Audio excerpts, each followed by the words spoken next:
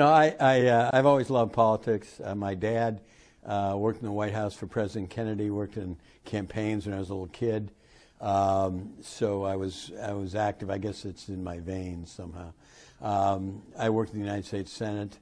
I was a page as a young kid, and then worked for a guy named Senator Frank Church, who was chairman of the Foreign Relations Committee, chaired the Senate Intelligence Committee, which was my first job, and then, as I like to say, after I was involuntarily separated from my job when Frank Church lost in 1980, I worked for a political committee, and started by Bill Clinton and Pamela Harriman and Avril Harriman for a few years, and then I started my own political consulting firm. I didn't know whether it was going to turn out to be a livelihood, whether I was going to make any money. All I knew was I loved politics. I loved issues.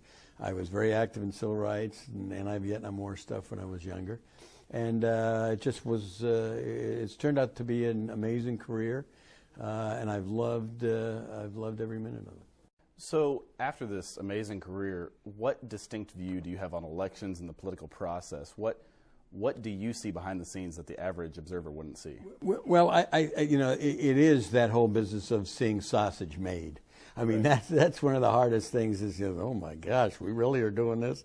I have seen changes. I mean, I think that we're in a tough period for our politics. We're awash in money. One of the things I also did when I started my firm was to start something called the Center for Responsive Politics, which tried to take a really good hard look at the influence of money in campaigns.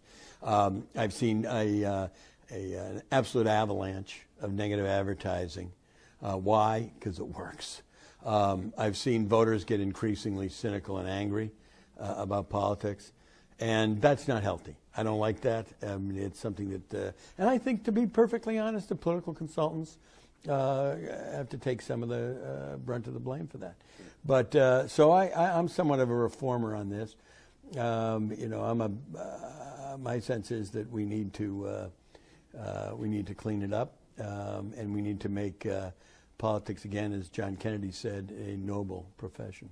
And as you've been a spokesperson or just inside, and you talk about the observers and the constituents getting cynical, what issues do you find move them the most? They talk about foreign policy. It doesn't necessarily move people. Well, it's very interesting to me. I think there is this age-old debate in this country, and it's a healthy debate, between the role of government. How big should government be? How much responsibility should it take? How much should it cost? These are fundamental questions about which there have been disagreements since the Founding Fathers. I have no problem with those kinds of disagreements.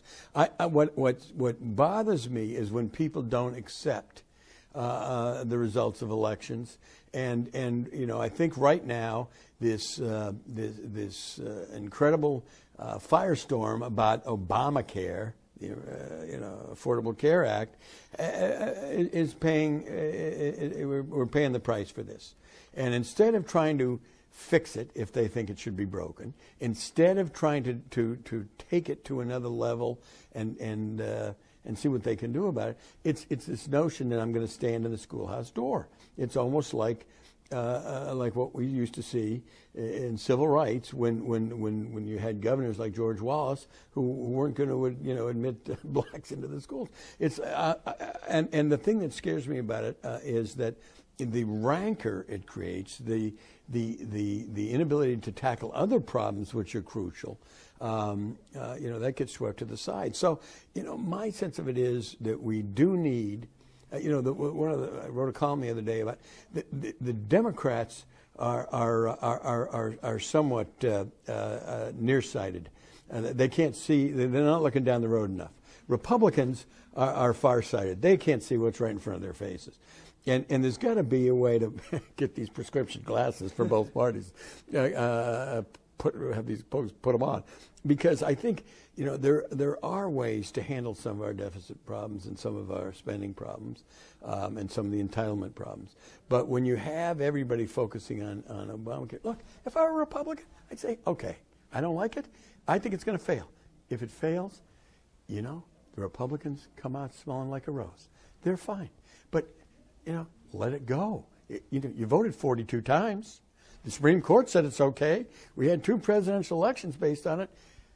Forget it. Well, and that brings up a divide in the Republican Party that is now so obvious. And, that's been analyzed up and down. As an insider in the Democratic Party, do you see any sort of divide, not necessarily to the extent that the Tea Party and moderate Republicans are, but is there an existing divide? That's a really great question. I mean, you're seeing this divide, as you say, in the Republican Party right now. But there is a divide in the Democratic Party. I mean, there are people who say, hey, we do have to get these entitlement programs under control. We have to do something about the cost of living in Social Security. We have to do something about Medicare reform, because unless we figure this out, it's going to eat up too much of the federal budget. There are other people within the party who say, look, we're entitled to it. We worked our lives for it. Now you're changing the rules of the game. Now you're trying to tell us that, you should raise the age of when you get benefits. Or this is all wrong. But my sense is that this is the time when if Republicans can put some of their ideology aside, the tax increases and stuff like that, and Democrats can form a coalition with some of those folks and actually fix the problem. It's what we did, at least temporarily, during the Reagan years. I mean, that's, Tip O'Neill and Ronald Reagan got together with a panel on Social Security and fixed it. I'm terribly optimistic, really, and in the long run, I think we can do that. But you've got to deal with some of those divides, and the Democrats have it too. Now, you talk about President Reagan and Tip O'Neill sitting down and fixing it. With recent issues such as the shutdown or such as Syria, people in the president's own party, as well as many Republicans, have criticized the president for his leadership or lack thereof. What grade would you give him as a leader, especially throughout recent issues? I tell you, I think the president has done, by and large, an excellent job. I mean, I think it's an A minus or B plus deal. If I were to criticize the president, it would be more on some stylistic grounds rather than substantive grounds. For example, early on, he should have reached out more personally to folks on Capitol Hill. He wasn't a creature of Capitol Hill. He was a first-term member of the United States Senate when he got elected president of the United States. He did not know a lot of these people that well. But, I would have spent a good deal more time having folks down to the White House for dinners and a beer and stuff like that, because I think that he is a very, very bright guy. He's not a, the part of his problem was, was he born in the USA? Was he a socialist? This stuff it was just kind of crazy stuff, because actually he's quite a moderate Democrat, really, in a lot of ways. But that wasn't the perception of him. And you need to develop those kinds of personal relationships. So I think that would have been important. But, he had the guts to put through Affordable Care Act, which had been called for in this country since Teddy Roosevelt. He's unbelievably strong on handling Iraq and Afghanistan and ending 2 wars. He wasn't hesitant to go after Osama bin Laden in a very risky raid that, if it had failed his presidency, would have gone down in flames, as Jimmy Carter's did after Iran. When it comes to the issues of civil rights, gay and lesbian rights, helping the middle class, giving people kind of a hand up so that they can succeed in this country. I think his approach has been an A approach in those kinds of things. And my last question, just to kind of wrap it up. This being a college campus, you don't see a lot of college students engaged in really paying attention to the issues that will affect them today or down the road. Why do you think it is important for them to be engaged now?